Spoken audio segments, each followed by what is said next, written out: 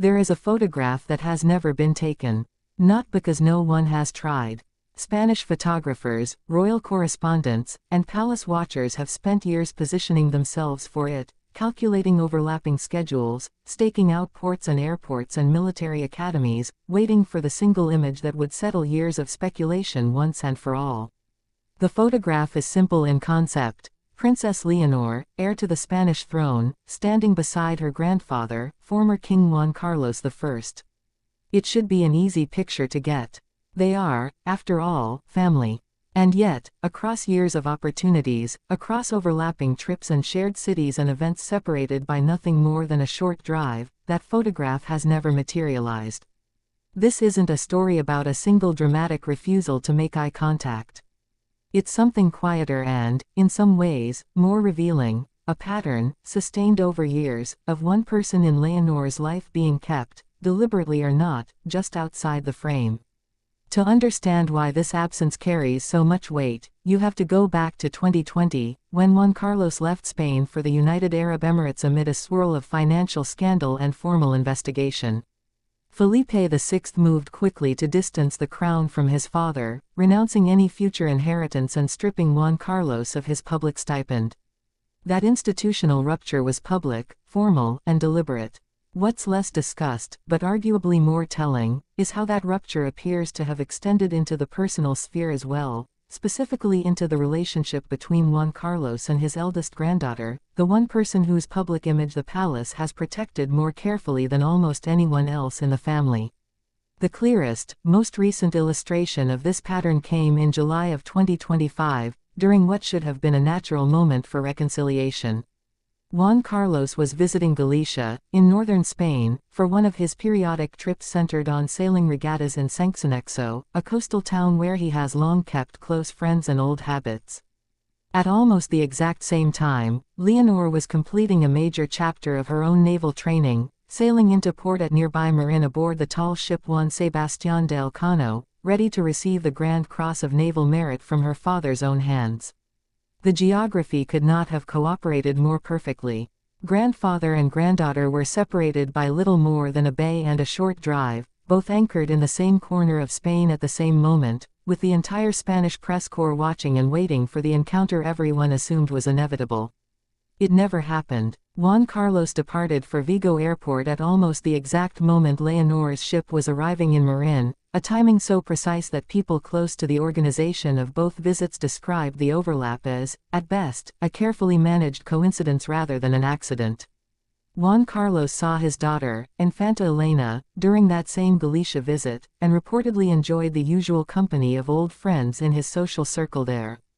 The one photograph that mattered most, the one with Leonor, simply never came together. This wasn't an isolated incident. It fits into a broader, well-documented pattern that stretches back years. When Leonor turned 18 in October 2023 and swore her constitutional oath before the Spanish Parliament in one of the most significant institutional moments of her life, Juan Carlos did not attend.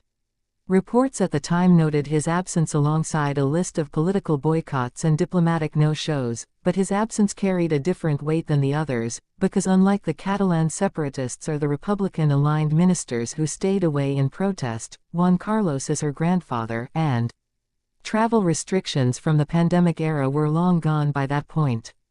He was, at least in theory, free to come. He didn't. More recently, when Juan Carlos celebrated his 88th birthday in Abu Dhabi, reports indicated that most of his grandchildren made the trip to see him, with one notable exception. Infanta Sofia and Princess Leonor, King Philippe's daughters, were absent from that gathering, at least according to accounts of the event that circulated afterward.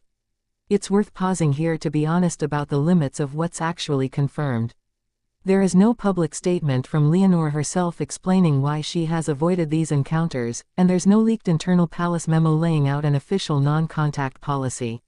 What exists is a consistent journalistic pattern, built from repeated, independently reported near misses, absences, and scheduling overlaps that never quite become actual meetings, alongside strong, recurring claims from Spanish royal media that this pattern is the product of deliberate strategy rather than coincidence.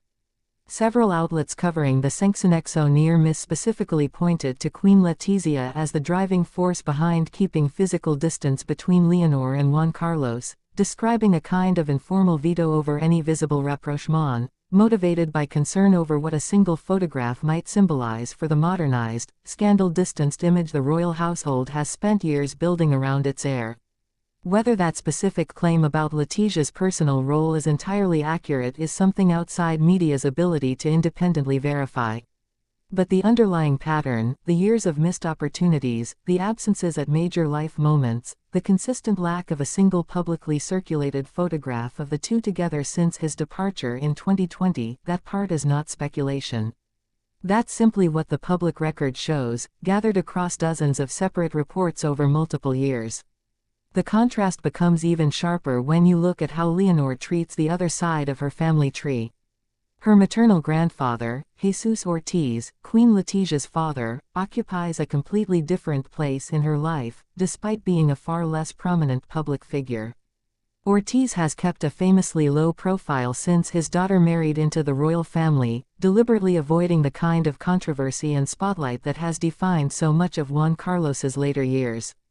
And Leonor, by multiple accounts, has made a point of preserving small, consistent traditions with him, including an annual visit around Epiphany to share the traditional Spanish 12th night cake, a low-key, almost aggressively normal family custom that she has reportedly prioritized even when it meant declining to acknowledge Juan Carlos's birthday, which falls on a nearby date. When she boarded the Juan Sebastián de Elcano in Cadiz to begin her long naval training voyage, it was Jesus Ortiz who reportedly came to see her off quietly, deliberately avoiding drawing attention to himself in the process, a small gesture that by some accounts meant a great deal to her ahead of months at sea. Two grandfathers, two entirely different relationships with the same granddaughter. One characterized by quiet, consistent presence. The other by a string of near misses that, after enough repetitions, stop looking like coincidence and start looking like design. There's a reasonable, almost mechanical explanation for why this matters so much to the institution itself, beyond whatever personal feelings may or may not exist between Leonor and her grandfather. The Spanish monarchy has spent the years since 2020 engaged in a deliberate project of image reconstruction, built around positioning Leonor as the clean, disciplined, transparent future of an institution that had been badly damaged by her grandfather's financial scandals.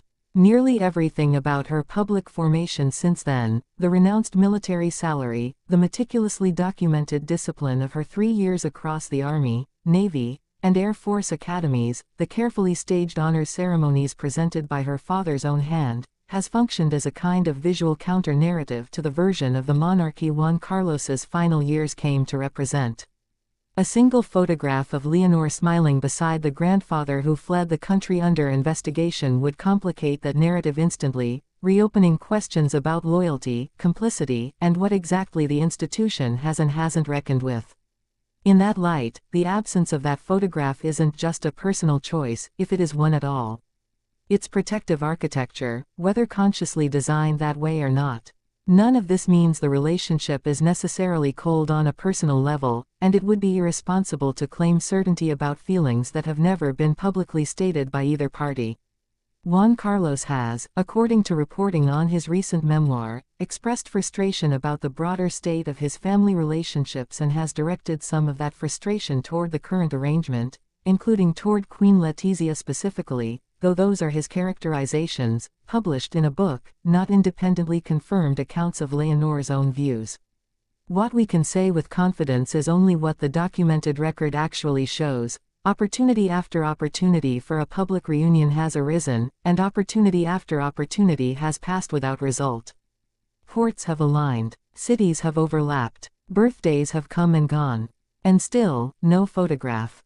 Step back, and the pattern tells its own story more effectively than any single dramatic moment could. This was never about one refusal, one turned head, one deliberately averted gaze at a single event. It's the accumulated weight of years of near misses, each one individually explainable as scheduling, as coincidence, as the ordinary friction of complicated family logistics, but taken together forming something much harder to dismiss as accidental. Somewhere in the space between Sangsanexo and Marin, between a birthday acknowledged and a birthday quietly skipped, between one grandfather greeted warmly at a dockside and another kept permanently just out of frame, there is a relationship being defined not by what's been said, but by everything that keeps, again and again, failing to happen.